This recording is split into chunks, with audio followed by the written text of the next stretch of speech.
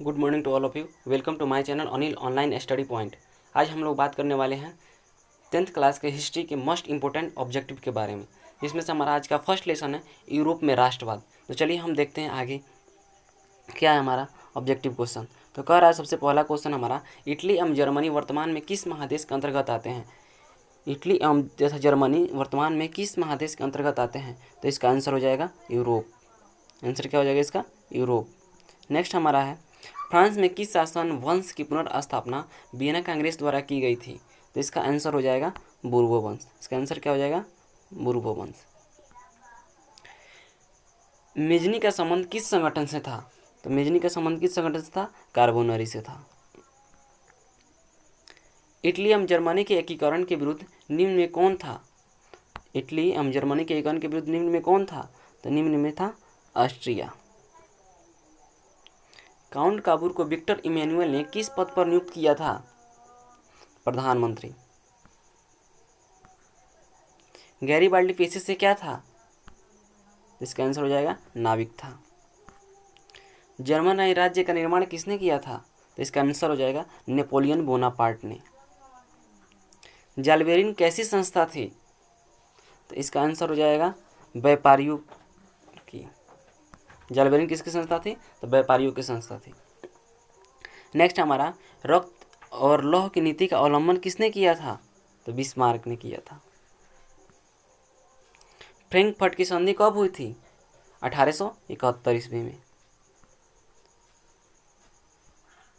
Naples की क्रांति कब हुई थी।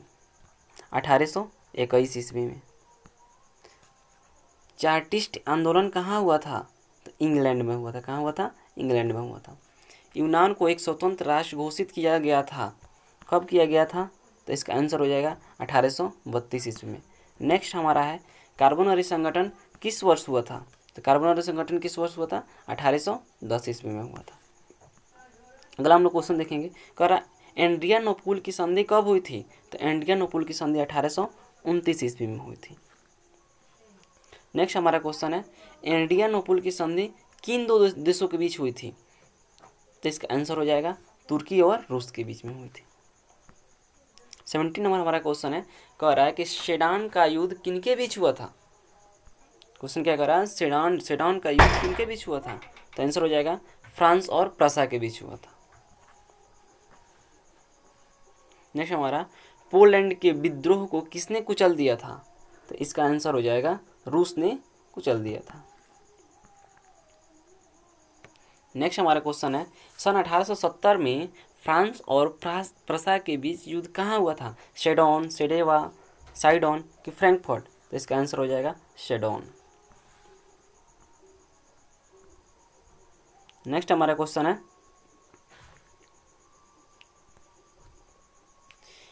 यूरोप वासियों के लिए किस देश का साहित्य एवं ज्ञान विज्ञान प्रेरणा स्रोत रहा। तो इसका आंसर हो जाएगा यूनानियों के लिए। इसके लिए यूनानियों के लिए। नेक्स्ट हमारा है, युवा इटली संस्था का विकास किया किसने किया था। युवा इटली संस्था का विकास तो मेजनी ने किया था। 27 नंबर क्वेश्चन है कि बिस्मार्क निम्न में से क्या था। कवि था, नाटककार था, संगीतज्ञ था, कूटनीतिज्ञ था। तो इसका आंसर हो जाएगा कूटनीतिज्ञ था। 24 नंबर क्वेश्चन हमारा कह रहा है, सार्डिनिया पिडमाउंट का शासक कौन था। Napoleon III, Count Cavour, Victor Emmanuel, William प्रथम। तो इसका आंसर हो जाएगा विक्टर इमैनुअल। नेक्स्ट हमारा है 25 नंबर क्वेश्चन कह रहा है कि यूनानी स्वतंत्रता आंदोलन के दौरान कौन ब्रिटिश कवि शहीद हुए थे।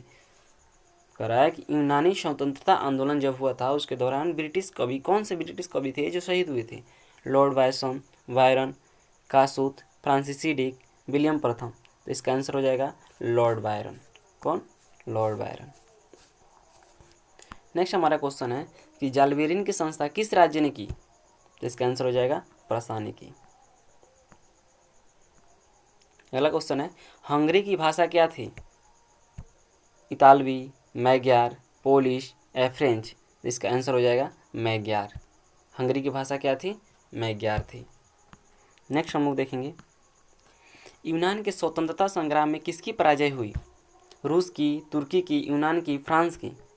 तो इसका आंसर हो जाएगा तुर्की की। यानी कि यूनान के स्वतंत्रता संग्राम में किसकी पराजय हुई थी। तुर्की की पराजय हुई थी।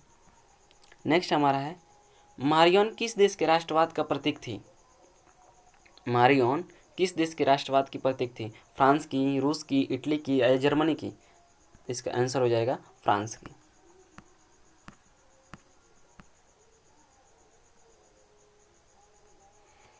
नेक्स्ट हमारा क्वेश्चन है 30 नंबर, यूरोपीय सभ्यता का पालना किसे कहा जाता है? यूरोपीय सभ्यता का पालना किसे कहा जाता है? इटली को, फ्रांस को, हंगरी को या यूनान को? इसका आंसर हो जाएगा यूनान को। नेक्स्ट हमारा है 31 number question, act of union किस वर्ष पारित हुआ? इसका आंसर हो जाएगा 1688 में। 1789 की फ्रांसीसी क्रांति के समय वहाँ किस राजवंश का शासन था? ट्यूडर का, स्टुअर्ट का, बुर्बो का या रोमनो का? इसका आंसर हो जाएगा बुर्बो का। नेपोलियन संहिता किस वर्ष लागू की गई थी? 1789 में, 1791 में, 1801 में, 1804 में? इसका आंसर हो जाएगा 1804 में, यानी कि नेपोलियन संहिता किस वर्ष लागू की गई थी? 1804 में। अगला क्वेश्चन है जर्मनी के एकीकरण के लिए बिस्मार्क ने कितने युद्ध किए? 1, 2, 3 या 4? इसका आंसर हो जाएगा 3 युद्ध किए। 35 नंबर क्वेश्चन हमारा कह रहा है कि वियना कांग्रेस में कौन राष्ट्र सम्मिलित नहीं था? ब्रिटेन, रूस, फ्रांस या जर्मनी? तो आंसर हो जाएगा जर्मनी। नेक्स्ट हमारा 36 नंबर क्वेश्चन है वियना कांग्रेस में पवित्र संघ की योजना किसने प्रस्तुत की? रूस ने, ब्रिटेन ने, फ्रांस ने या ऑस्ट्रिया ने? इसका आंसर हो जाएगा रूस ने। यंग इटली के संस्थापक कौन था? जियोबर्टी, काबूर, मेजनी या गैरीबाल्डी? इसका आंसर हो जाएगा मेजनी। नेक्स्ट हमारा क्वेश्चन है फ्रांस के किस राजा ने कहा था अंग्रेजी राजा की भांति शासन करने की अपेक्षा लकड़ी काटना अधिक पसंद करूंगा? क्वेश्चन सुनिए, क्वेश्चन कह रहा है कि भारत के किस राजा ने कहा था कि अंग्रेजी राजा की भांति शासन करने की अपेक्षा लकड़ी काटना अधिक पसंद करूंगा? आंसर में देखिए, लुई 16वां ने, नेपोलियन पापा ने, नेपोलियन ने या चार्ल्स दसम ने? इसका आंसर हो जाएगा चार्ल्स दसम ने कहा था। नेक्स्ट हमारा क्वेश्चन है प्रसा का शासक कौन था? नेपोलियन बोनापार्ट था, नेपोलियन थर्ड था, विक्टर इमैनुअल था या विलियम प्रथम था? तो इसका आंसर हो जाएगा विलियम प्रथम, यानी कि प्रसा का शासक कौन था? विलियम प्रथम था। नेक्स्ट हमारा क्वेश्चन है 40 नंबर कह रहा है यूरोप का मरीज किसे कहा जाता था? रूस को, जर्मनी को, तुर्की को या यूनान को? इसका आंसर हो जाएगा तुर्की को। यूरोप का मरीज किसको कहा जाता था? तुर्की को कहा जाता था। नेक्स्ट हमारा क्वेश्चन है 41 नंबर, नेपोलियन ने जर्मनी में किस संघ की स्थापना की? ट्रांसपेडेन संघ की, सिसेल्पाइन संघ की, राइन संघ की या इनमें से किसी नहीं? तो इसका आंसर हो जाएगा राइन संघ, यानी नेपोलियन ने जर्मनी में किस संघ की स्थापना की थी? तो राइन संघ की स्थापना की थी। 42 नंबर क्वेश्चन हमारा कह रहा है कि किस संधि द्वारा स्वतंत्र यूनान राष्ट्र की स्थापना हुई? किस संधि द्वारा स्वतंत्र यूनान राष्ट्र की स्थापना हुई? वियना की संधि द्वारा, कस्तूनिया की संधि द्वारा, प्राग की संधि द्वारा या एड्रियानोपल की संधि द्वारा? इसका आंसर हो जाएगा एड्रियानोपल की संधि द्वारा। अगला क्वेश्चन हमारा 43 नंबर, यंग यूरोप की स्थापना किसने की थी? काबूर ने की थी, मेजनी ने की थी, बिस्मार्क ने की थी या गैरीबाल्डी ने की थी? तो इसका आंसर हो जाएगा मेजनी ने की थी। नेक्स्ट 44 नंबर क्वेश्चन कह रहा है नौ गुएल्फ आंदोलन कहाँ हुआ था? नौ गुएल्फ आंदोलन कहाँ हुआ था? इटली में हुआ था, जर्मनी में हुआ था, फ्रांस में हुआ था या ब्रिटेन में हुआ था? तो इसका आंसर हुआ जाएगा इटली में हुआ था, यानी कि नौ गुएल्फ आंदोलन कहाँ हुआ था? तो इटली में हुआ था। नेक्स्ट हमारा क्वेश्चन है मेटरनी कौन था? ऑस्ट्रिया का चांसलर था कि पर्सा का चांसलर था कि फ्रांस का सम्राट था कि रूस का जार था? तो इसका आंसर हो जाएगा ऑस्ट्रिया का चांसलर था, यानी मेटरनी कौन था? ऑस्ट्रिया का चांसलर था। नेक्स्ट 46 नंबर क्वेश्चन हमारा कह रहा है कि कार्बोनरी की स्थापना किस वर्ष हुई थी? 1810 में, 1815 में, 1830 में या 1848 में? तो इसका आंसर हो जाएगा 1810 में। नेक्स्ट 47 नंबर क्वेश्चन हमारा कह रहा है कि 1830 की क्रांति के बाद फ्रांस में किस प्रकार का शासन स्थापित हुआ? निरंकुश राजतंत्र, संघीय शासन व्यवस्था, गणराज्य या संवैधानिक राजतंत्र? तो इसका आंसर हो जाएगा निरंकुश राजतंत्र, यानी कि 1830 की क्रांति के बाद फ्रांस में किस प्रकार का शासन स्थापित हुआ? तो निरंकुश राजतंत्र। अगला हमारा क्वेश्चन है, लाल कुर्ती नामक संस्था का गठन किसने किया था? बिस्मार्क ने, काबूर ने, मेजनी ने या गैरीबाल्डी ने? तो इसका आंसर हो जाएगा गैरीबाल्डी ने। नेक्स्ट हमारा क्वेश्चन है कि राष्ट्रवाद की अवधारणा का जन्म किस घटना से माना जाता है? पुनर्जागरण से, धर्म सुधार आंदोलन से, गौरवपूर्ण क्रांति से या फ्रांस की क्रांति से? तो इसका आंसर हो जाएगा पुनर्जागरण से। यानी कि राष्ट्रवाद की अवधारणा का जन्म किस घटना से माना जाता है? तो पुनर्जागरण से। 50 नंबर क्वेश्चन है, रक्त और लौह की नीति किसने अपनाई थी? क्वेश्चन बहुत इंपॉर्टेंट है। कह रहा है क्वेश्चन कि रक्त और लौह की नीति किसने अपनाई? बिस्मार्क ने, फ्रेडरिक विलियम चतुर्थ ने, विलियम प्रथम ने या गैरीबाल्डी ने? तो इसका आंसर हो जाएगा बिस्मार्क ने। यानी कि रक्त और लौह की नीति किसने अपनाई थी? तो बिस्मार्क ने अपनाई थी। नेक्स्ट हमारा क्वेश्चन है 51 नंबर क्वेश्चन कि किस युद्ध के बाद जर्मनी का एकीकरण पूरा हुआ? कह रहा है क्वेश्चन कि किस युद्ध के बाद जर्मनी का एकीकरण पूरा हुआ?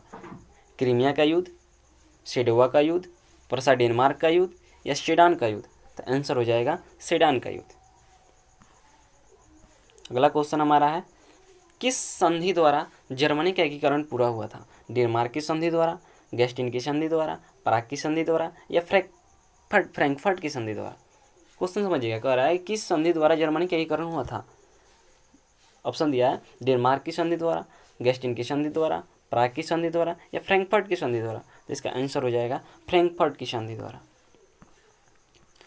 नेक्स्ट 53 नंबर हमारा क्वेश्चन है, कह रहा है कि जर्मनी और इटली के एकीकरण के समय फ्रांस का शासक कौन था? फ्रांस, यहाँ फ्रांस हो जाएगा जहाँ क्रांस हो गया।